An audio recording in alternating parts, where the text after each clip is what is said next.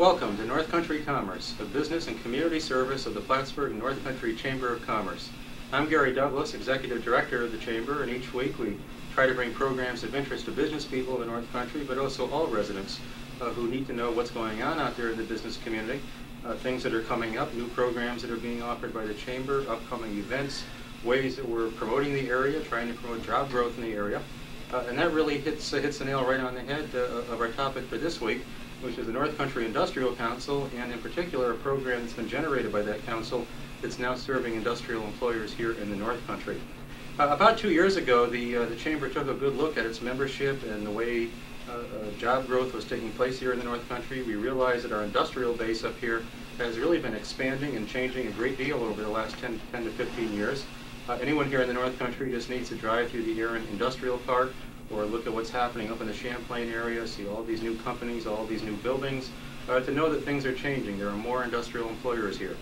We have the older employers, the Georgia Pacifics, Imperial, and others that have been here for many years, but there are also a whole lot of new players, and some small, some large, needing services, needing support, needing to get hooked into things here in the area. At that time, we convened what we call our annual Industrial Summit, really a coming together of the top management and CEOs of industrial companies here in the region to talk to each other. And we had about 40 of them. It was the first time they'd really ever been convened in that way. And our intent was to get them together to tell us what was happening out there and what role the Chamber might be able to play to help them prosper here and expand here, and in the process to hopefully bring other companies here as well. And several things came out of that discussion. One of the most amazing things that I found was the degree to which they didn't know each other. I think there's maybe an assumption by folks that, geez, if people run industrial companies here, they probably all have some secret boardroom somewhere with a secret handshake, and they all know each other, and they're all part of some brotherhood. And you find out it isn't so. In some cases, they may know each other because they happen to belong to Rotary together or something, but to a great degree, we found out that these managers had really never met, never talked to each other, never had any way to kind of share information and find ways to partner with each other. And that was the most amazing thing. But what came out of that, they identified a few things that they said the Chamber can do right now. One of them was to form a Human Resource Management Committee, a place where on a regular basis the human resource and personnel managers from all of their companies could get together, as we had brought them together, to start talking about doing things together. And they said, do the same thing for the safety managers. Bring our safety people together. There's nothing proprietary about safety, so we can certainly share in that area.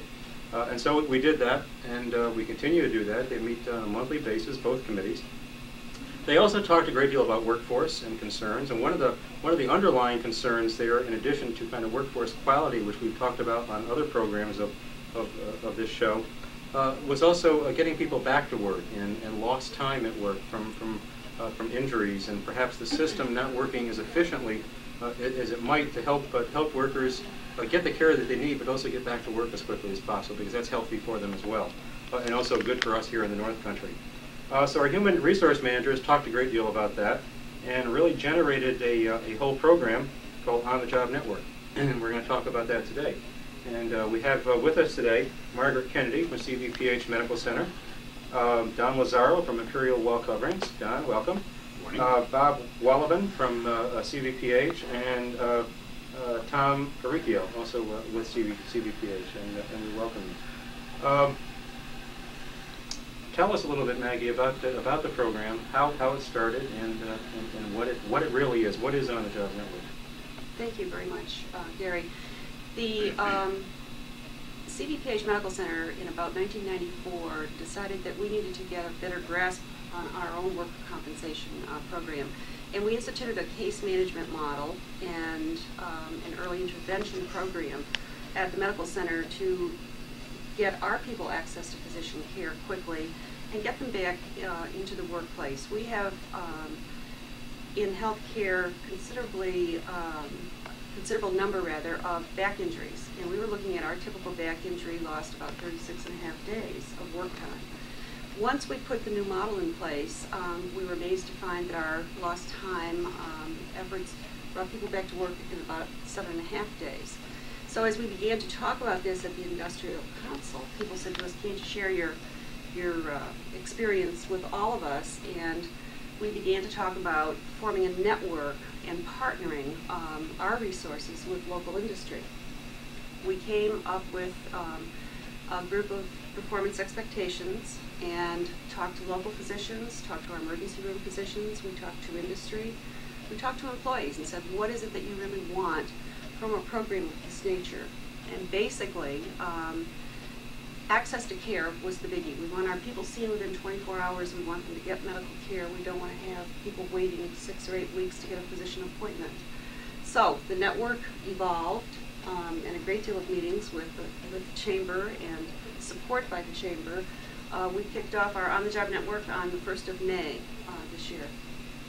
We have 21 corporations currently in the network, and we represent over 5,000 patients. At this time, we have seen 70 people through the network, representing about 15 companies who have used our services. And our average return to work is about 83% of the people are returning to work with no lost time. Mm-hmm. So we think that's a significant improvement, and we're real proud of our statistics. It's really a different way of kind of thinking about how to manage care. We hear a lot about managed care in all parts of healthcare. But this is really kind of applying almost kind of a managed care format to a very specific element by getting everybody who actually is involved in it talking to each other and helping to make it all work better. Isn't that Yes. really the essence? I mean, you've got the employer, you've got the doctor, you've got some other medical personnel that probably in between here who aren't necessarily all coordinated as well in the past as well, and you've got the patient. That's correct. And we have the case manager, who's really the hub of this process. She's communicating with all parties so that everybody knows where the injured employee is all through the process. And that, I think, is one of the keys to the success of the program. Mm-hmm. Now, it's successful for the employer, it's also successful for the employee. That's exactly right. We've had some employees go through the program. They're very pleased with it, and I think Don can speak to that with some of his employees. Imperial has been a participant and one of the proponents of this from the start. How is it working for you folks? It's worked extremely well for us, Gary. The areas we needed to improve were immediate care for the associate who was injured on the job. And that's been done with the network, with the coordinator being able to obtain appointments with, for example, someone needed a specialist, an orthopedic specialist. The associate may not have that kind of specialist available to them or has seen one, and the case coordinator has been able to do that for us, as well as follow-up care. Mm-hmm. And the network has also provided the ability to coordinate the physician care, the associate's interest, the employee's interest, or rather the employer's interest, as well as the, for example, the workers' comp regulations. And it's worked out extremely well for us. Mm-hmm. It's really a win-win. I mean, the employee is getting faster, better coordinated care. Right. You're getting the person back on the job sooner. And by the way, getting back to work sooner is also healthy for the patient. It's just a win-win for everyone. That's right. And we found in our chamber meetings that other companies have had the same kind of success mm-hmm. with the program. For example, on at least half of our entries that we've had go through the network, we're pretty sure that had we not had the network coordination and the attention given to it, that they would have been lost time mm-hmm. injuries, which certainly would have been a lot longer as far as the associate having difficulty. Now, there's some responsibilities and commitments that everybody involved here also makes to this. It's not just putting a caseworker there and doing some coordination. Now, as an employer and the other employers are actually making some commitments when you join the network in terms of making available job opportunities for these people to return to work if they can't return fully to work and so on. Can you touch on some of that, on what commitments the employer is making? Well, that's a good point. This kind of activity is either called the transition program or light duty. And for example, at Imperial, we're able to accommodate any injury that we've had so far with a modified duty program for the person to come back to work and work themselves back into their regular job. And the network has helped that by ensuring that the physician knew what the duty might be, as well as working with the associate. Mm-hmm. And it's better for the associate because evidently medically it's better for the associate to get back into work and get back into the mainstream instead of getting out of sync with normal activity. Sure. The example is always used of somebody who's into sports and have an injury that may be very similar in nature to something that somebody gets on the job in a different way in the past that those are commonly treated. That's correct. We had, for example, one associate who had an injury and wasn't able to see a physician for a diagnostic evaluation for at least a week. And he was very concerned about that, and we were able to, through the network, get that individual on a holiday weekend and that evening for the exam, and we found that the concern was one of just modified duty as opposed to being out for a couple of weeks. So it worked out extremely well. Now, on the other end, there are participating doctors in this network. That's correct. And they've made some very specific commitments, performance-wise, to buying into this. What are those? What are they telling employers as part of our participating in this network we're going to try to do? The physicians, and we have 10 in the network at this time, have committed to seeing patients within 24 hours of the injury. Unless it's a chronic injury that's a recurring back, for example, we may be able to get an appointment within 48 to 72. Their office staff have been very cooperative. We've had 100% cooperation from all physicians. We have not had a person wait more than 24 hours to have that initial evaluation. Now, what the doctor is getting out of this is in part are the services of the case coordinator, who I assume is very helpful in terms of his office operation and managing that patient and coordinating with the other doctors and the employer. It brings some real value to his operation. You're right, Gary. What we have found with discussion with the physicians is the fact that they have a busy office schedule. They may be in surgery in the morning or doing rounds at the hospital. Their afternoon is very tightly booked. They don't have time to get on the phone and call, for example, Don and talk about, saw your employee today, and we want to do these tests. So the case coordinator is taking that role and communicating back to the employer with the employee, clarifying orders, setting up appointments, that type of thing.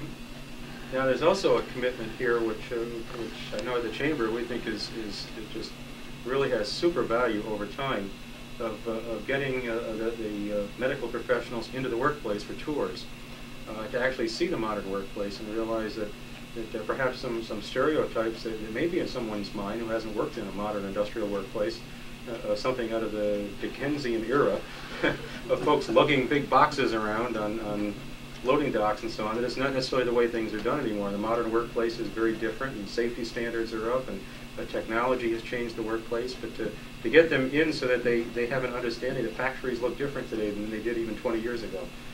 And that has an effect maybe on the doctor's thought as to whether this person can return to work. If he really has a picture of what the workplace really is like and it's different than he thought, then maybe now thinks, well, now I've seen that workplace, I know this person really could go back and do that job. You know, a year ago, if you'd asked me, I would have thought, geez, I had a different impression of what they did. Have you had some plant visits yet, Don? Yes, we've had at least 7 healthcare individuals, physicians and staff, physical therapy from the CVPH office tour our facility and get a sense for what we do, what the general associate might do as far as lifting and their work involvement. And that's helped a lot as far as not only the physicians understanding what we do at Imperial, but also in talking to the associate on return to work and treatment of their injury. And they've stated that, and we find it very helpful. Were some of them surprised at what they saw? Well, I think they were surprised in that there were some activities that maybe the way it was perceived by the physician and the associate that we could modify that activity in order to get the person back into work. And this whole program not only has helped our associate in getting back to work and more immediate treatment, but it's also helped in our workers' comp costs, which are, as we all know in New York State, is an issue, and we need to deal with that. And I think this program has helped us to arrest that and reduce our workers' comp costs. And we're hoping in the long run it'll help in our insurance premiums.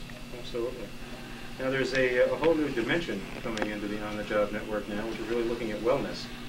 and bringing in some additional services to make available to the employers that take part in the network to bring additional benefit to the work site.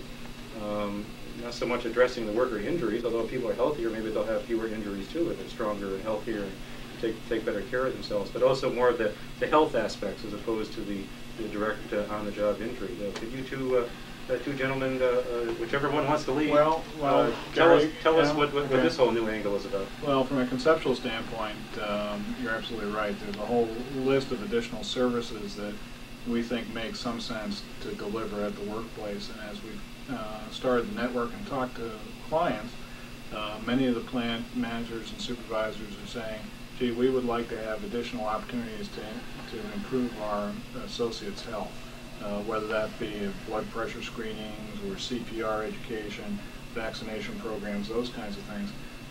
But could you make them more convenient for our employees? Because employees have busy lives, and if we could deliver some of these services at the plant, that would make a lot of sense. So we have had conversations with a number of the same players that work in the network about what kind of services do you really want, how do you want them delivered, what benefit do you see that we can bring to you. And Tom Maricchio and several other managers at the hospital are in the final stages of putting together a package of services, the goal of which is to deliver them at the plant site, make it convenient for employees, and hopefully improve the general health and well-being of the employees. You may find that kind of odd. Why would a hospital and why would a group of doctors be interested in that? Because hospitals and doctors take care of sickness. But we really think that from a community standpoint, it's very important that we help the community, whether that's the general population or the industrial population, really improve the health and well-being of their associates. It's the old adage, an ounce of prevention is worth a pound of cure, is really true. Mm-hmm. And what we all know, all of us who live and work in this community, is that we're all tied together. Mm-hmm. And if we don't work together, we're all going to sink together. Mm-hmm. So that's why we're really very interested in it. And perhaps, Tom, you could run through pretty quickly what some of the ideas that have come up from industry include in terms of services. Sure. In the past, we've always offered episodic programs to industry based on someone saying this is going to reduce our costs or this is going to help our associates. With the model of on-the-job network of having to call one person to get one answer and one program offered, we're rolling wellness programming under that. Wellness programming are preemptive strikes on chronic diseases such as heart disease and cancer, where if you can take clinical measures, inform the person, educate them, and assist them in achieving changes in their lifestyle, we can actually head off the disease process. Some of the things that we've done in the past and that we'll continue to do and that we'll continue to enhance include blood pressure screenings. Simple measurement that can be done in the workplace. We bring the clinicians to the site, perform the service, provide the associate with the information, and help them make changes as appropriate. Cholesterol screening, the big topic of the 80s. The national health movement was to have everyone's cholesterol measured. We're moving in that direction. More importantly, once it's measured, making changes in your diet and your lifestyle to lower that cholesterol, because it really translates into saving lives and saving healthcare dollars also, because the chronic diseases of cancer and heart disease have big dollars associated to them in the inpatient hospital care that's delivered. We at CVPH have always delivered and continue to enhance the quality of care we deliver in the hospital, but we much rather deal with a person in a positive manner, preventing things from going wrong so they can live a full life as they choose to without having this disease interrupted. It really is, bottom line, it really is a productivity and cost issue for employers. And certainly they all value their employees and care about them as human beings and want people healthier. There also is a real business aspect out there for business people that may not be thinking about it this way. And you know, the old attitude in many places may have been, well, what my employee does, and he smokes off the job and doesn't take care of himself, well, that's his private business, and that doesn't affect me, but it affects the employer, doesn't it? Because he's going to have more sick time, he's going to lose productivity, he may lose that employee at some point because they go out on disability, or they're not able to do the job anymore. Now he's got turnover, he's got training costs, his health insurance premiums are probably higher because his experience on the job site isn't as good, so it's just all kinds of ways it affects the bottom line. In the past, people thought wellness was a good idea, but they thought it was only a good idea and they were spending money only. We are now able to document real dollar savings for programs that are offered and the changes that people make. And as you pointed out, it's bottom line dollars for the employee, that they feel better, that they feel better about their jobs, that they're more likely to stay and they're less likely to have sick days. And then on the employer side, lower workers' comp, lower absenteeism. It translates into dollars saved for everyone. And that's where it kind of all ties together. The whole network concept is really almost looking at the total employee-employer relationship and making it work for both. It was even the power of the program is that you've had two different aspects of healthcare described here, but the on-the-job network pulls that all under one umbrella, so that way the industries in this area don't have to call Tom for one program and Maggie for another. They call one phone number, one person, they get one answer. And that's where we've coordinated our efforts internal to the hospital.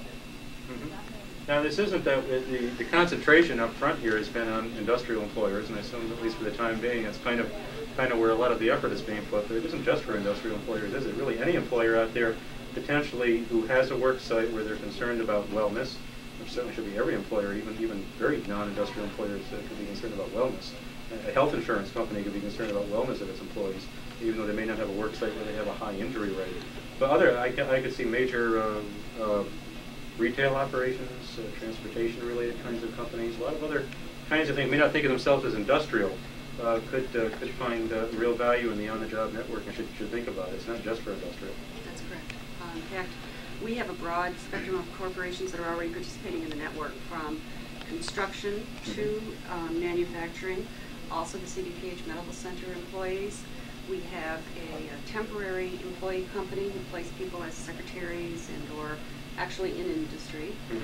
So we are representing a myriad of employers in the community who certainly have specialty occupations on the site. And the good news is that it continues to grow, and we get calls each week from all kinds of different companies.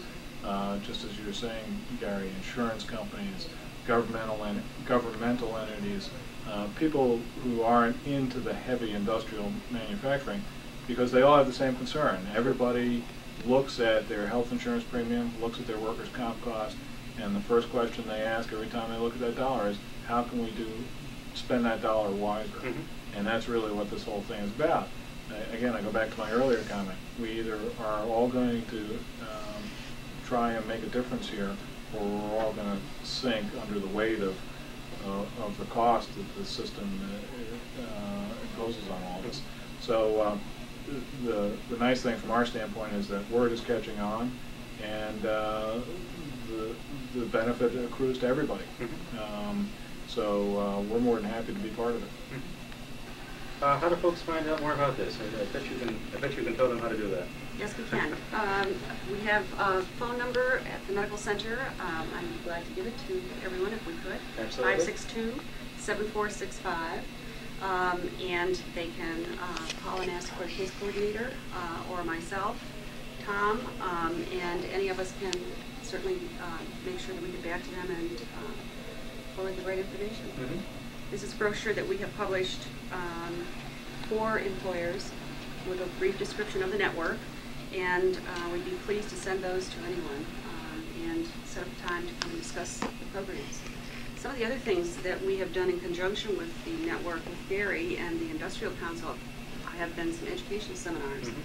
And we continue to plan that we probably will do that quarterly. It's a joint venture.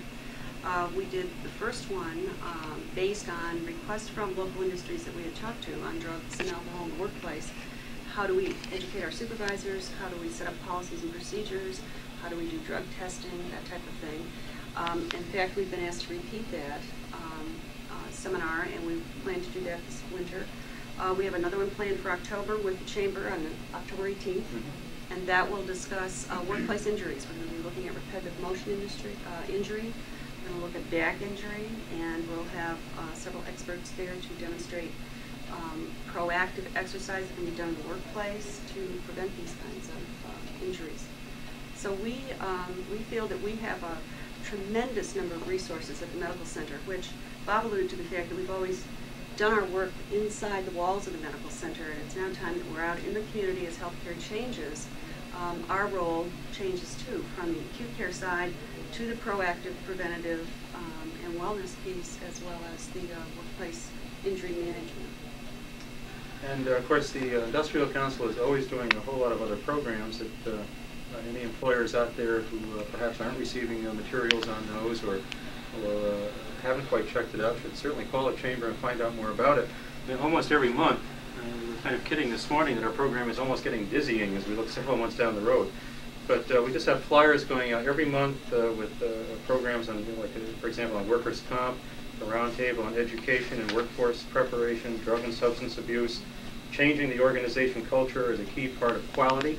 We have a new quality assurance committee, which just came online a couple of months ago, an additional program of our council for folks at area companies dealing with quality assurance to do programming every month. Safety committee and human resource committee programs every month. They bring in speakers sometimes to those meetings. Most of these programs are either free to our members and their employees who want to take part, or if there's a charge, it's very subsidized, maybe just for the cost of breakfast or whatever. So it really is a service that we're trying to provide. And trying to provide it, yes, as a member service, because the Chamber has members, and those members join because they want services, and we want to try to be responsive.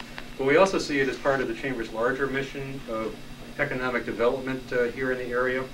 There are excellent folks out there, like the Area Development Corporation, for example, doing what folks most think of as economic development, which is going out there to the trade shows and trying to bring new companies in. But the Chamber sees another important facet of economic development, which is providing support services to employers once you have them here.